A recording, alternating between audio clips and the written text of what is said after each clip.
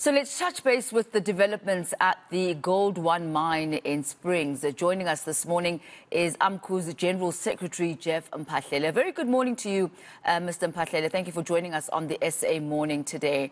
What is the latest regarding the situation at Gold One and specifically regarding those who are still underground? Thanks, my sister Tammy, and good morning to all the viewers.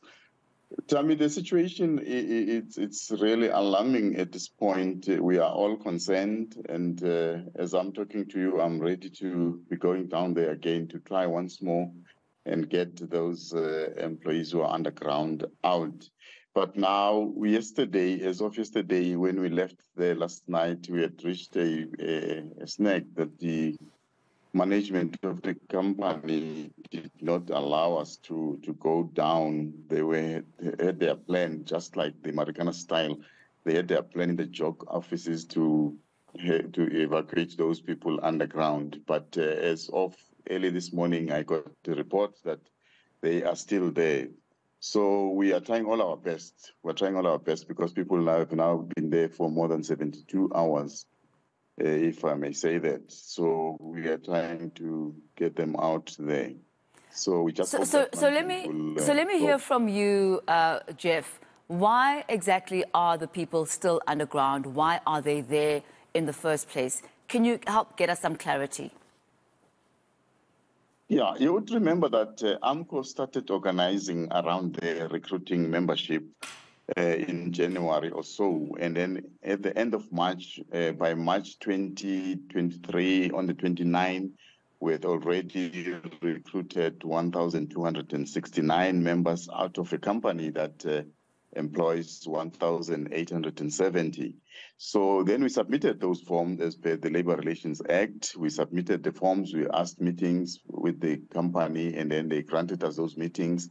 And once we had submitted those forms, the problem was that they then said they are going to be discussing our forms for verification with NUM, which at that time was a majority union.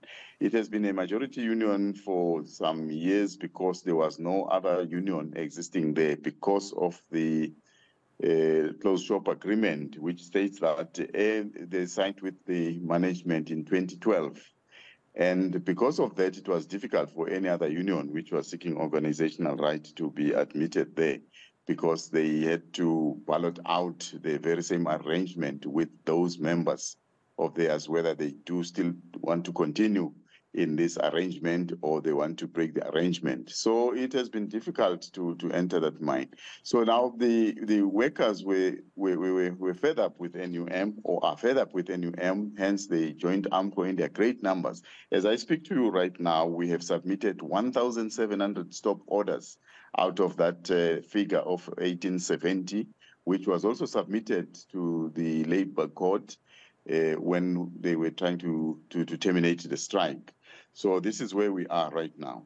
So under what conditions will those underground actually come up to the ground? Because according to you as AMCU, this is not a hostage situation. It's a sit-in because you want your union to be recognized. So under what conditions will they come out? Will they come out only when the mine management says, yes, we recognize AMCU? Tammy, we have been of the view that we can't use workers as kennel fodders for us to gain what you call entrance there. But we need to go according to book. Now, unfortunately, when you do that as well, you hit a dead end because this management is also stubborn. They are referring us back to this document of this closed shop agreement of theirs with NUM, of which now we are employing all strategies to circumvent that and challenge it in the way it's supposed to be challenged. Because by right, this closed shop agreement should have been tested by the very same majority union, NUM, each and every 3 years to see to it that their members are still.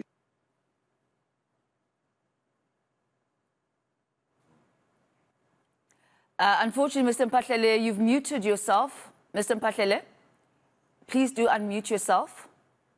We see your lips moving, but we can't hear you.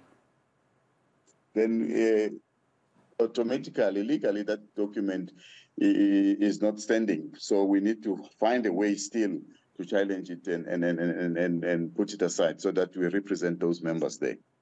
So what is the way forward? You say management is stubborn, that they're refusing to recognize you. It looks like a stalemate has been reached.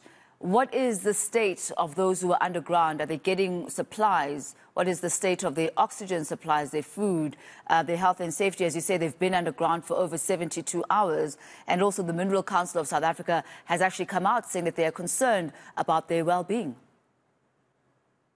No, as I indicated earlier on, Tammy, that we are trying all our best. Even today, I am going there with my team to try and speak sense to management that they give us an opportunity to get these members out. We have not, as AMCU National Executive Office, to try to say that they must be underground. You see, it's because of the delay in the admission of AMCU in that mine, or recognition of AMCU in that mine by management, which has led all this way. So we're trying to still say that, workers, you can't be there underground and so on. Let us use other methods.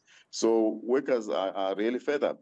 They definitely want the organization to be recognized, but we can still use that in terms of a ballot to circumvent this arrangement of NUM and the company so that we get recognized as well.